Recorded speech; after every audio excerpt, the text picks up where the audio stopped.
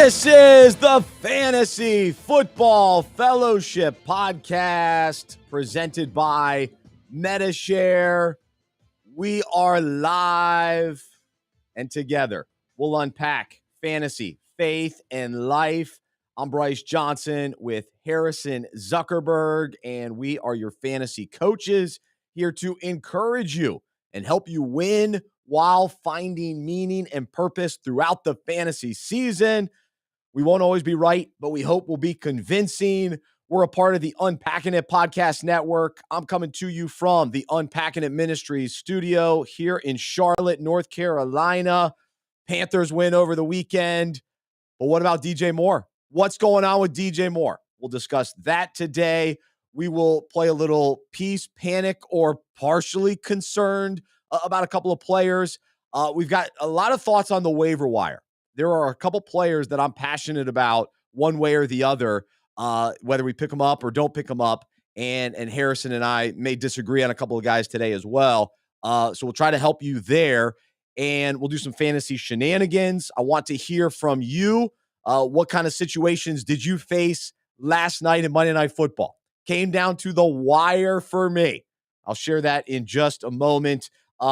This is Fantasy Football Fellowship. Hopefully you have already become a member of Fantasy Football Fellowship, and you find that on our website, fantasyfootballfellowship.com.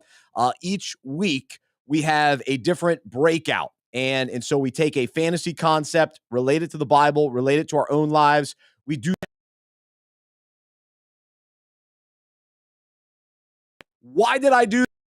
That's right. We are talking about regret today.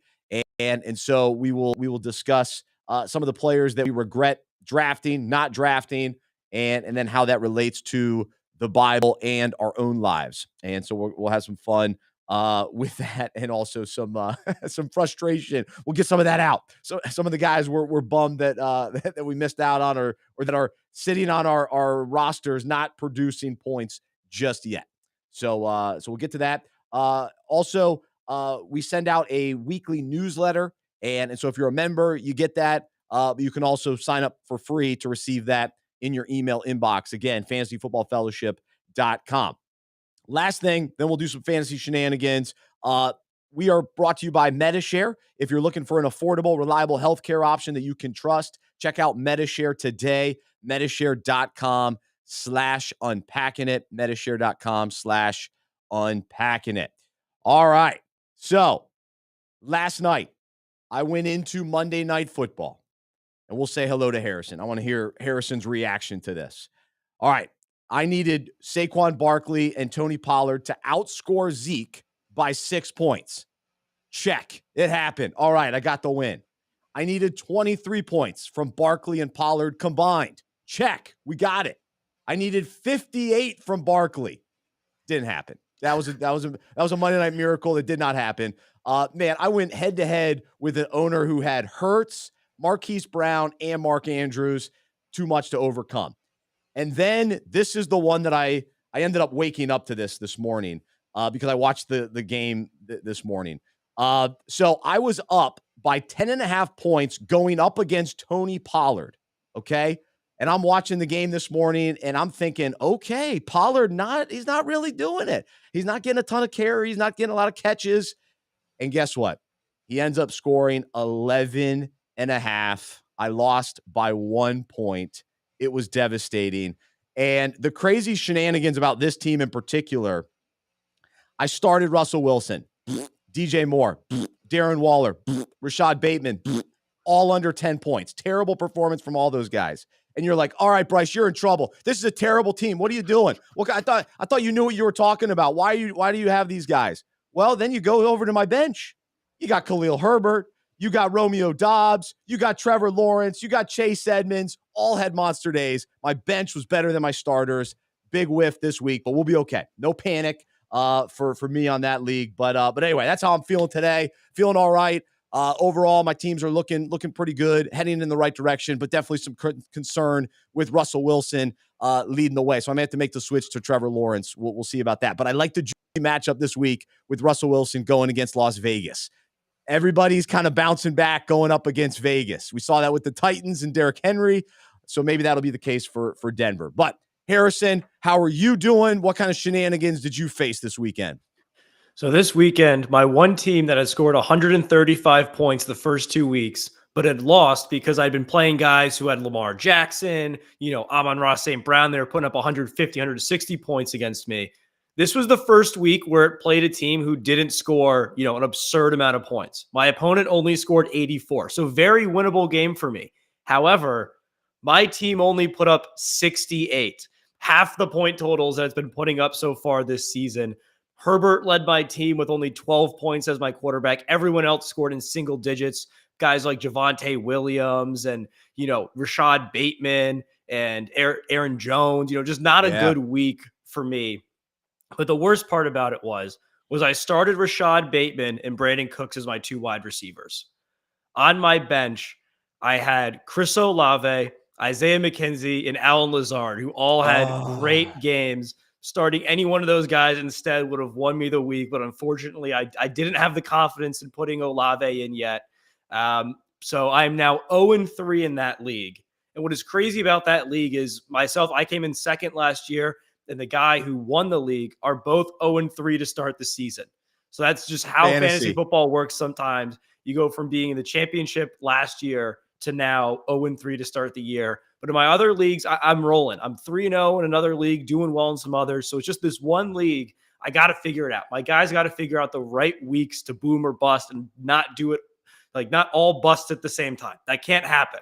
That's it. I'm with you. So I think overall, though, the big thing through 3 weeks, you don't want to have the major injuries where one of your top picks goes out for the year. And we really haven't seen that quite yet.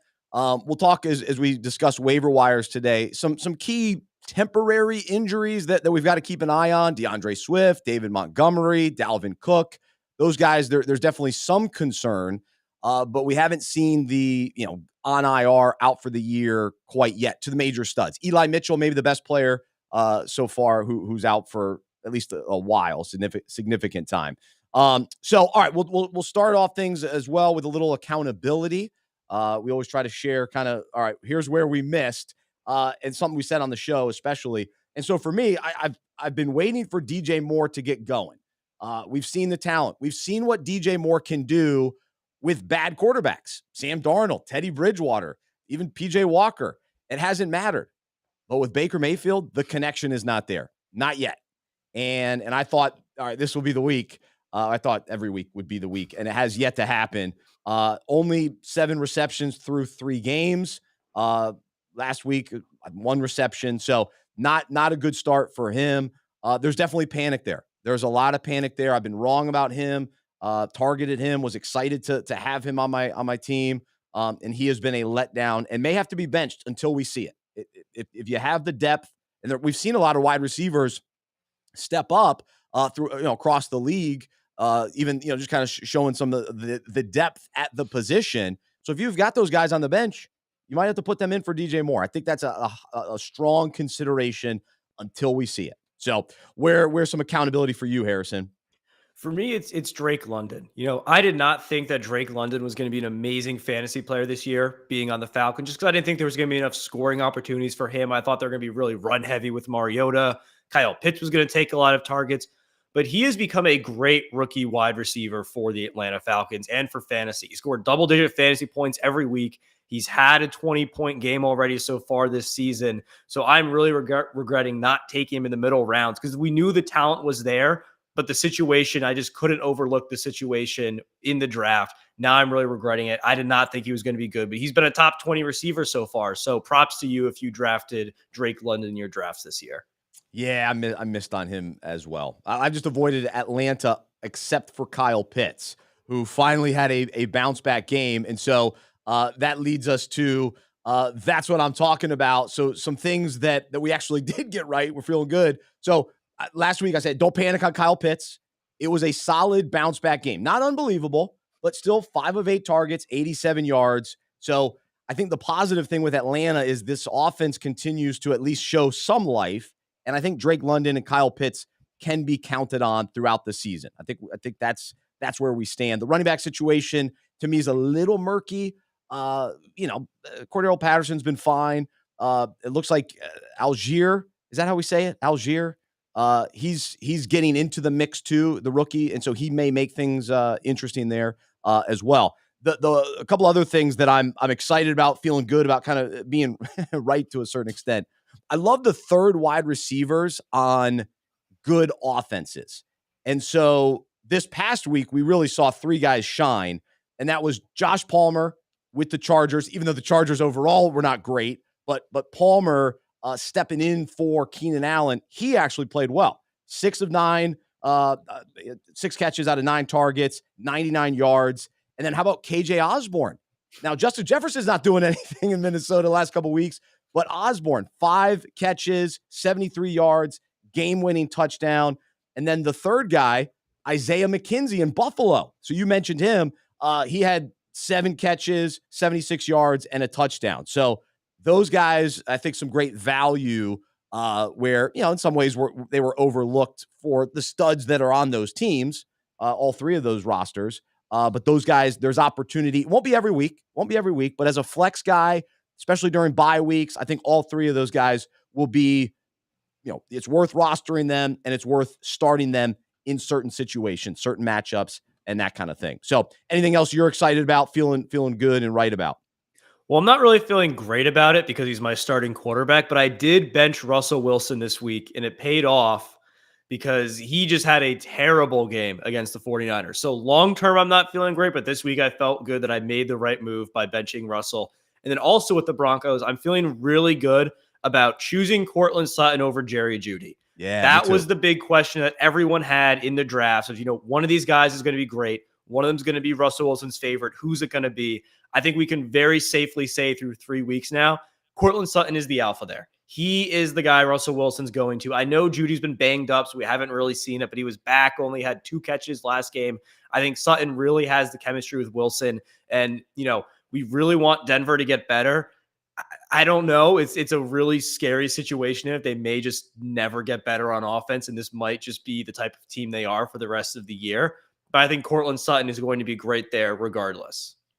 All right, so I will continue to hold out hope for Denver. And we just got a question, and so leave your comments, questions, wherever you're listening. But Noah asks, should I start Javonte Williams or Leonard Fournette?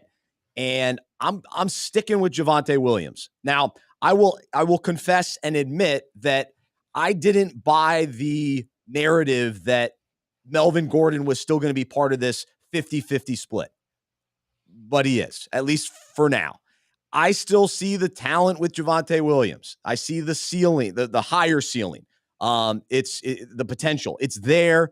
Denver's got to figure it out. And we have to be patient. I talked about this on the Unpacking It show yesterday. We have to have patience when it comes to being fans and also fantasy owners for certain offenses, certain teams. And to me, Denver is that team.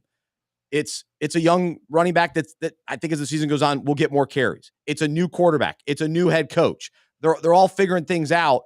Do not give up on this Denver team just yet. And to your point, Harrison, Cortland Sutton, he's already emerged. That gives you that glimmer of hope. Now Wilson just needs to find some of the other weapons, be consistent, and he needs to be willing to run. You got to run, Wilson. We saw it. We saw a glimpse of it. He's capable. He's still got the wheels. He's just got to turn it on more often. Don't get fearful on me, Wilson. So anyway, but as far as who to start, I'm definitely going Williams over Leonard Fournette. I think it depends on the makeup of your team. Because if you've got a lot of boom or bust receivers like a Tyreek Hill, then I might lean Fournette because we know he's going to get 20 touches and have a pretty safe floor, even if he doesn't score. But if you're looking for upside, then I would definitely go with Javonte Williams on a week-to-week basis. That's fair. One other thing I guess I'm feeling good about, the Tampa Bay Bucs offense is a disaster. And if you listen to this podcast in the offseason, I warned you to avoid the Bucs. Avoid the Bucs. So far that has lived up to the hype. Receivers are injured, so that's part of the deal too. But they're not moving the ball. They're not scoring touchdowns, and it's concerning for people that have shares of Bucs players. Even hoping that maybe Cole Beasley, you're throwing darts at this point, trying to get these guys, somebody on that offense to really get going. But I don't know. It just doesn't seem doesn't seem to be clicking just yet. So we'll see if that changes at all, but I'm not counting on it. I'll put it that way.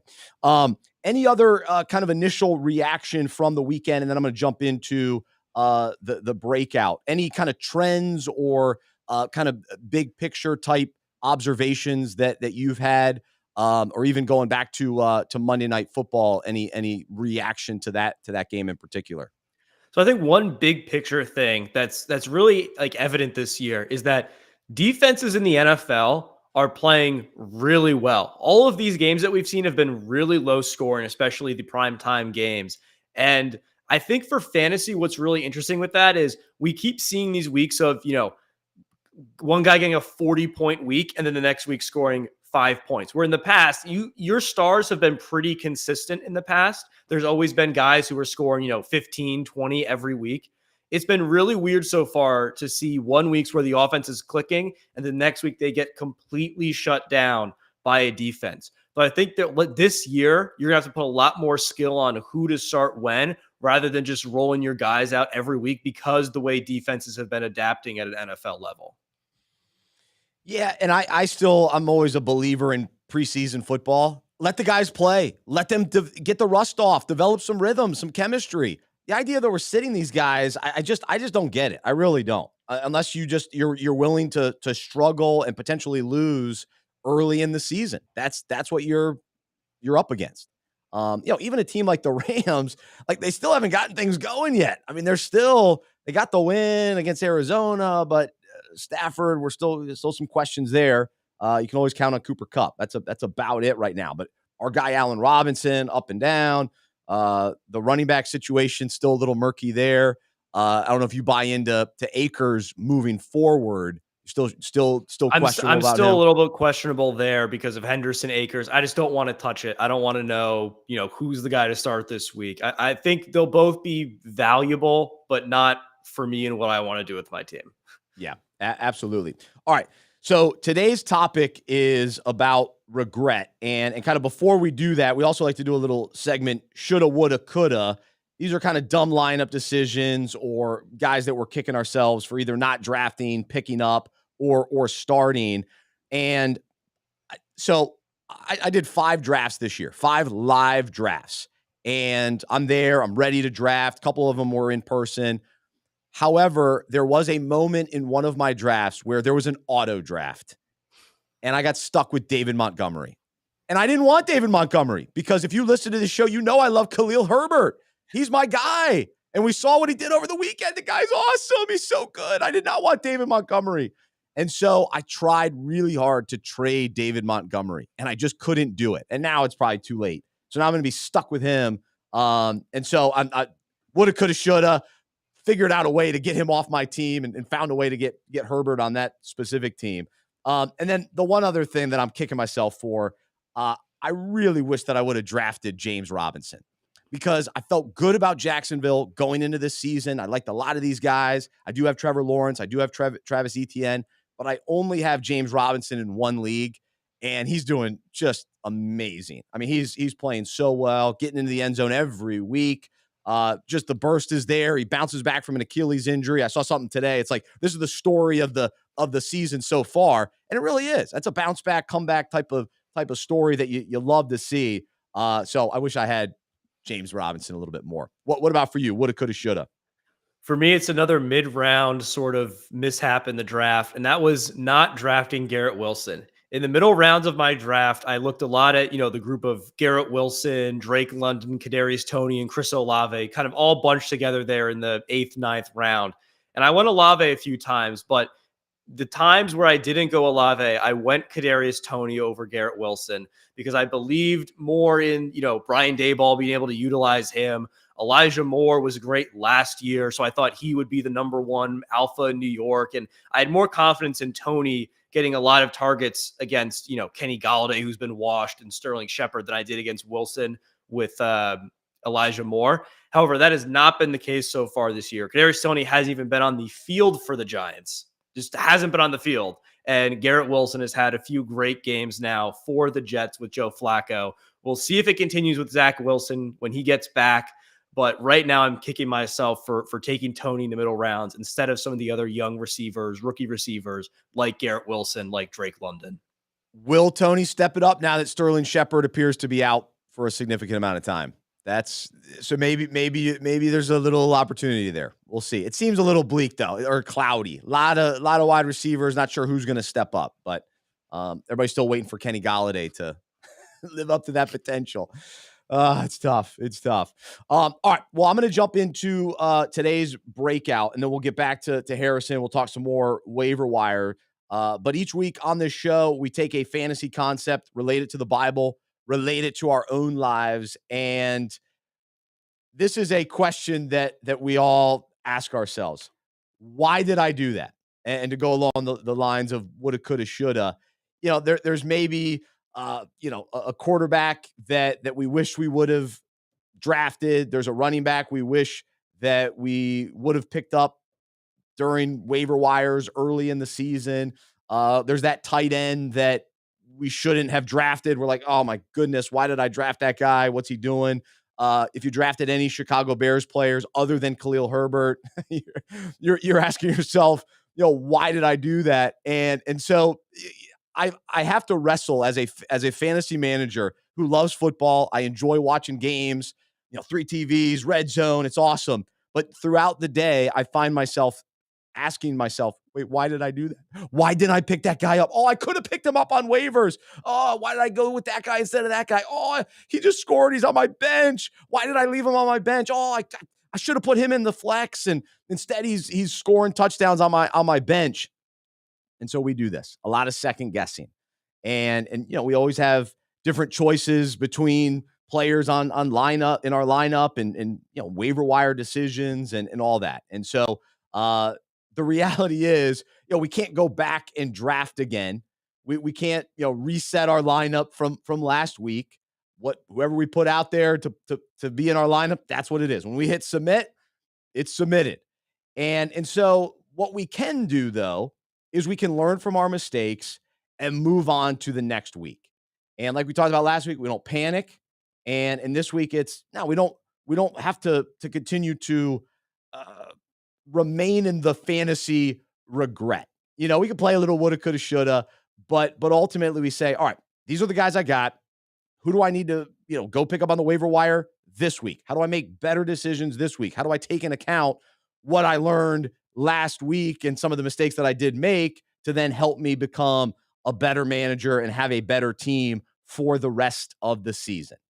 And so what makes fantasy great is that we do make mistakes, that none of us can figure it all out.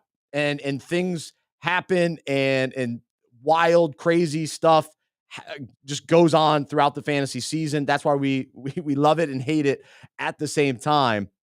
And so when it comes to life as well, bad decisions are a part of growing, learning, maturing, and moving through life. And so we can have feelings of regret and sometimes they can overtake us. And, there's the mornings where we wake up with that strong regret and we second guess our previously made actions and choices. And in some ways, in real life, these feelings can be beneficial if they lead to a deep desire for change and a willingness to learn from our mistakes. And so rather than focusing on our regrets and just being this, regret-filled person and living in shame, we can find comfort in God's grace by falling to our knees and shifting our attention to the cross of Christ.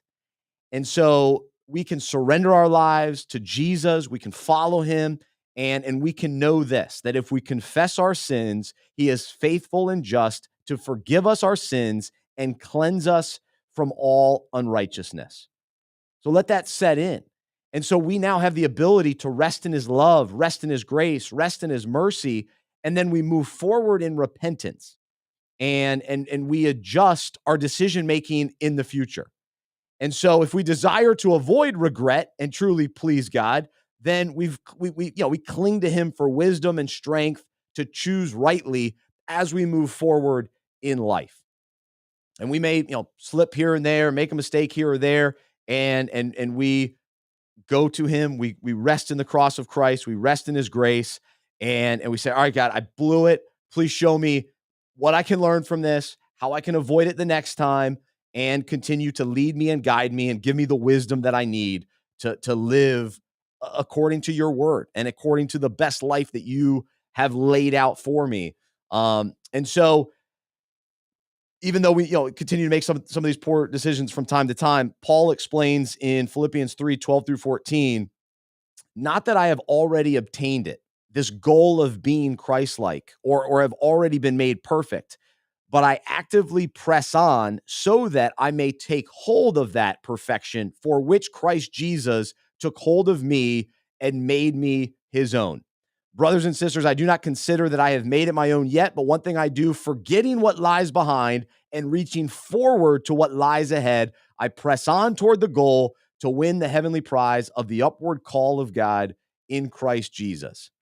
And so as we follow Paul's example, we chase after Jesus. We leave behind our former life. We leave behind our former mistakes, and we continue to chase Jesus and press on toward him and toward the life that we have in Christ.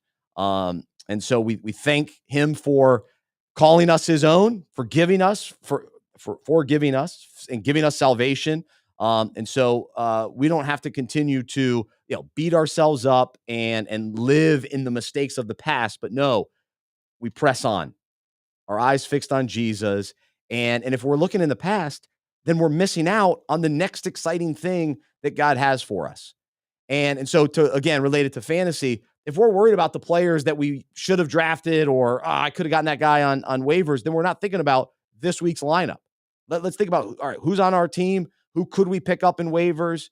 And who should we put in the starting lineup? And we focus on what's next, the next week, and we keep moving forward. And the same is true in life.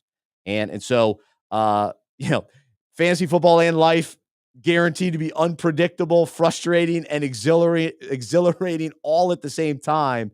And, we know we can never do everything right, but there's no value in living in regret. And so let's genuinely trust in the Lord, seek his will. And when we do, we can be assured that his path leads to life, truth, joy, and peace. And so let's rest in that today and thank him for his grace, his mercy, his forgiveness. And, we're all broken people in need of a savior. And so we're so thankful for Jesus and what he's done for us. When it comes to fantasy football, there's no savior out there. We've got to make adjustments. We got to learn. We got to we got to be wiser moving forward. And so to help us do that, we'll bring Harrison back on with us as we push ahead toward week number 4. And so as we take a look across the league, there are some players that may be leading us to some panic. And so let's begin with one of the best players in the league. He was awesome week 1, but the last 2 weeks he has faded a little bit. And Minnesota won week 3, but Justin Jefferson continues to struggle. So what level of peace, panic, or partial concern do you have for Justin Jefferson at this point? I don't really have any concern about Justin Jefferson, but I think we just need to temper our expectations a little bit about what he's going to do this year. Going into the season, everyone thought that he was going to surpass Cooper Kupp and be the number 1 guy for any wide receiver. But, it's hard when you have a lot of other quality receivers on the team to just dominate targets like that and be the guy, especially when defenses are going to focus so much onto you. And you have I don't want to say good, but smart quarterback in Kirk Cousins. I may regret saying smart, but I think he's a pretty smart quarterback. He's not going to throw it into triple coverage to Justin Jefferson. If KJ Osborne's open, if Adam Thielen is open, he's going to throw it to those guys instead. And I think because he had such a great week 1, he's almost a victim of his own success a little bit, where now he's getting so much attention from the defense that it gets other guys open. And, I just don't see him having a 25-point game week to week like we saw Kupp last year, just because they're completely different players. I still think he'll have these huge boom games where he's just unguardable, but I think the 25, 30-point weekly performances are just, not a good expectation at this point. Yeah, I think there's some panic that he's not going to be the number one wide receiver in all of fantasy football this year and put together a Cooper Cup type season, because I think that was sort of the expectation, like you were talking about. So, yeah, I would panic in that regard. But as far as him being your wide receiver one, no worries. Put him in. You're still fine. Put him in. He'll, over the course of the year, he will deliver. The Vikings, they're going to be fine. They're going to be in the mix all year long. As of now, Kirk Cousins doesn't get injured, so he's still out there. He's reliable, and they do have some other weapons. But that offense continues to be okay. Now, we'll have to talk about Dalvin Cook in a little bit, but another kind of, I would say, a team with a top pick in Austin Eckler, and then top quarterback Justin Herbert, another solid receiver in Mike Williams. What is the level of panic for the Chargers? And we'll begin with Austin Eckler. And I know for me, he's on one of my teams. I love him. He was awesome last year. And I've said this a lot. I like Eckler because he doesn't have to get a ton of volume to be effective. But with that, we counted on him getting touchdowns. And that hasn't been the case. And we were probably unrealistic, the expectation that he's just going to get into the end zone multiple times every week. That's not the case. And then with the Chargers being as injured as they are, especially on the offensive line, especially with their quarterback, and they only put up, 10 points this week, there's definitely a level of panic there. So the talent still, know what Eckler's capable of. I'll say partial concern. What about for you? And you can extend it to the other guys on the Chargers. Yeah, I was pretty concerned about Eckler going into the season, especially at his draft price. I know you were really high on him, maybe taking him first, second overall. But just looking at what he had done in the past, I love Eckler as a player. I think he's an amazing talent. But just the way they've utilized him every year of his career, except for last year, I thought was going to be more the trend this season, where he's the pass catcher, but he's not the goal line guy. He only did that last year because, the second best running back on the team was Joshua Kelly. And now they brought in Sony Michel. They've got other guys there. I think they'd much rather rotate the running backs and keep Eckler fresh and keep him healthy for the season, because he is, he's built, but he's still a smaller guy. He's not a, 220-pound running back. So I think he's going to be great, but I think that top 5 running back upside isn't necessarily there, which is disappointing, because that's where a lot of people drafted him as. And for the rest of the Chargers, I'm not super concerned. I am concerned about the O-line injuries, but I think they will figure it out in a couple of weeks once Keenan Allen comes back. I just think for the rest of their weapons, when you look at guys like Mike Williams and Gerald Everett, these are not guys who in their career have been number one, alpha go-to guys. They've been more complementary pieces, and they've been great in that role, but they need a guy like Keenan Allen to sort of be the security blanket for Justin Herbert. I think they really missed that the last couple of weeks, and now that Keenan Allen should be coming back this week, I think the offense will be clicking a lot more, because Keenan Allen will be on the field. Mike Williams will now be able to get one-on-one coverage again on the outside and won't be focused on as much. Gerald Everett will be able to work against the linebackers and not get as much attention. Same thing with Eckler. I think Eckler is going to benefit a lot from Keenan Allen being back. So I think that was a huge miss for them the last couple of weeks, but they'll be okay for the rest of the season. Yeah, I would like to see the Chargers just rest Herbert and get him healed. Whether that takes 1 or 2 weeks, to me, him fighting through the injury all season long makes me nervous, especially with a makeshift offensive line that's not protected him as well as they need to. So I don't know what they'll do, if they'll keep putting him out there, but it didn't work out. It didn't work out against Jacksonville on Sunday. So maybe get him healthy. Real quickly, we've got a question on YouTube asking, do I trade Derrick Henry for Najee Harris and CeeDee Lamb? I would say yes, because I like getting 2 quality players there. Now, here are my takes on the season overall. One, I'm out on the Titans. I think they're going to struggle this year. I don't like that offense. Derrick Henry had a nice game yesterday, but it was against the Raiders. So on Sunday, I'm not overly confident in him. I'm also really concerned that Harris, based on volume last year, based on the dependence that the Steelers have on him, poor quarterback play, they need Harris.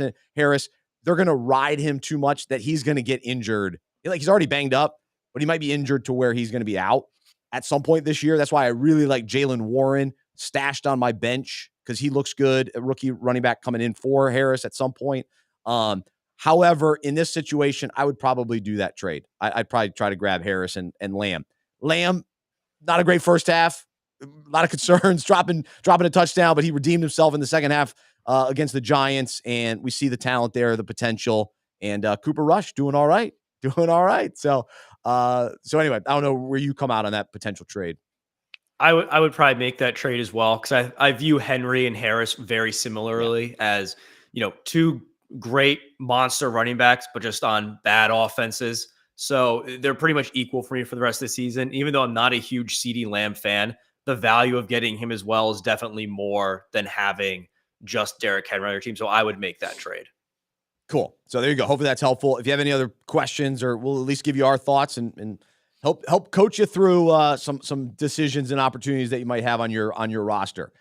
So with that in mind, let's also now talk waiver wire, and let's discuss some guys that, maybe are coming off either one big week or a couple big weeks that were a little bit under the radar. And if you've listened to this show over the last couple of months, you have noticed that Harrison, he says by accident, has used the word legit.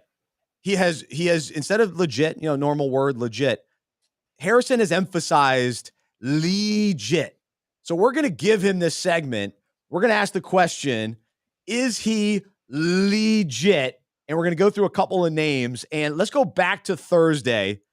David Njoku for Cleveland, tight end with a slight buzz, but had a monster game for the Browns during their win against the Steelers. Is he legit? I think David Njoku is definitely legit because when you watch that game, one, just from an athlete standpoint, he's an athletic freak. Like, he is unbelievable. He got paid in the offseason. Cleveland clearly wants to use him in the game plan and keep him around. But Brissett was looking to him early and often. On those drives where Cleveland had to go down the field and score a touchdown, had to get points on the board, he was going first read, second read, third read were all David Njoku. He was throwing it to him every single play. I know Amari Cooper is really nice, but those were more longer developing routes. He was getting the ball to Cooper. I think Njoku is a great player in this offense. I think Brissett's really going to look to him. And even when Deshaun Watson comes back later in the season, Deshaun Watson has loved the tight ends in the red zone. So I think Njoku for the rest of the year is going to have a great season. I would definitely pick him up. He may be a little bit streaky week to week from your tight end spot, but all tight ends not named Travis Kelce and Mark Andrews are really streaky week to week. So I would definitely pick him up and start him if he's on waivers in your league. Go get him. Yeah, you got to add depth, add some tight ends, play the Russian roulette for somebody. Find somebody, anybody, put in that tight end spot. I'm with you. So that was encouraging to see from him. All right, let me ask you about Romeo Doubs. Green Bay Packers wide receiver, had a very, very nice game. And it's only when you hear a coach say, yeah, we're going to try to use that guy, and then actually comes through. And I was out running some errands. I saw that news last week, and I immediately went out and picked up Doubs because I had him on my roster. Then I dropped him. Then I went back to get him, and he delivered 8 receptions, 73 yards, 5-yard touchdown pass. Is he legit? I do not think that he is legit. Boo. I mean, I don't like I think this is I know they said they want to get him more involved, but I think this is a big, reaction to both Sammy Watkins and Christian Watson being out for this game and him having to step up as the number 2 option there. Allen Lazard is still, recovering from injury a little bit as well. I think Lazard is going to get better and be more involved as the season goes on. Watson, I think, is going to get better and be more involved. Watkins, once he gets back on the field, will be better. I just don't think there's going to be enough passing volume in the offense to support all 4 of them. I think he's someone worth having on your bench, but I would not start him under any means unless, at least 2 of the other wide receivers on the team are injured. I just don't think going forward he's going to have enough volume to support, a flex position or even a wide receiver 3 or 2 position on your team. All right, I'm going to go the opposite. I'm all in on Doubs. He's legit. He's got it. He's got the talent. Green Bay's looking for somebody to step up. They're begging. And there was hype in the offseason, and now he's delivering. And Aaron Rodgers, he needs a couple weapons. They're going to throw the ball. Like, I know the running backs, and they weren't great this past weekend. It was a low-scoring game against the Bucs, but they'll lean on the run game. But we're talking about Aaron Rodgers, the MVP of the league. They're going to throw the ball. He's got to throw somebody. Lazard, solid. Dobbs is going to be your number 2 guy all season long. I'm in. I'm not worried. Christian Watson, he's got a ways to go to develop, and he's banged up.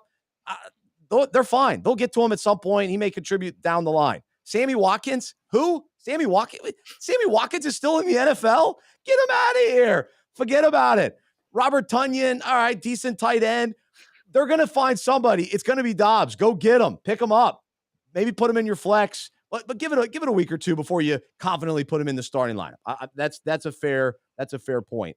But you definitely want him on your roster, and I think he's the real deal. All right, let's talk about a couple other guys on the waiver and whether or not you want to up. I'll say it again. Go get Khalil Herbert, whatever it takes. Find him, get him on your team. You want him. My guess is in most leagues he's already rostered. That would be the thought there. Same with Jamal Williams. He's been a vulture, scoring some touchdowns away from DeAndre Swift, and he should already be rostered. Alexander Mattison, he should also be rostered, filling in for Dalvin Cook. The big questions with these 3 guys, Herbert, Williams, and Mattison, they absolutely should be rostered. Come game day, will you start them? That's where you're going to have to really keep up with the injury reports and whether or not, it seems like the Lions are going to rest Swift for a couple of weeks. It seems like Montgomery could use at least a week off. And then with Cook, I'm not as certain. So anyway, your thoughts kind of on the waiver wire and your approach this week.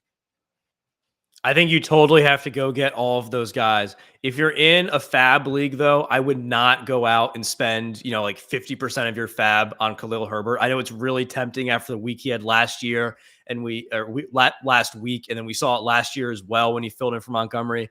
But as of right now, Montgomery may only miss a couple weeks. So and when Montgomery comes back, I don't think Herbert's going to be super involved. We've seen that throughout his career. So I don't think he's worth, throwing a ton of your budget on. But if you're just in a normal league, then definitely go pick him up if you're not having to spend anything to get him. All right, so here's a name for everybody to know and remember. Craig Reynolds. So he filled in last year when Swift was out for Detroit and was unbelievable. He was awesome. And I think at that point, Jamal Williams was also out, so that's why Reynolds got so much volume. So Williams is going to get first crack at it. He's going to get a lot of carries. But what we've seen in Detroit, Williams and Swift, for the most part, have both been, contributors. And this Detroit offense has shown they've got multiple fantasy guys that can produce. And so Craig Reynolds, I think he's going to get an opportunity to be in the mix. And if you're desperate at running back, Reynolds is a guy that you want on your team with the potential, depending on how long Swift is out, to even put in your lineup. He was that impressive at the end of last year. And so I know it was toward the end of the year. People probably weren't keeping up with Detroit. Craig Reynolds. It's a name. Any other names before we get out of here, Harrison, that you're taking a look at on the waiver wire this week?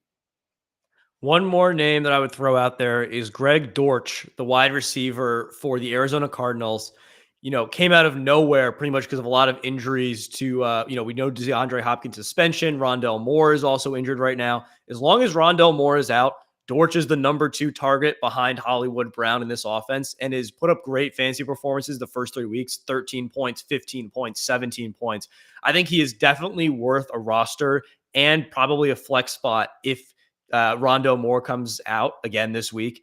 But if Rondell Moore is healthy, then he's probably not worth it. But monitor the Rondell Moore situation. If he's injured, go get Dortch and go start him. There you go. Thanks so much, Harrison Zuckerberg. Great show today. 2 other names that I'll mention as well.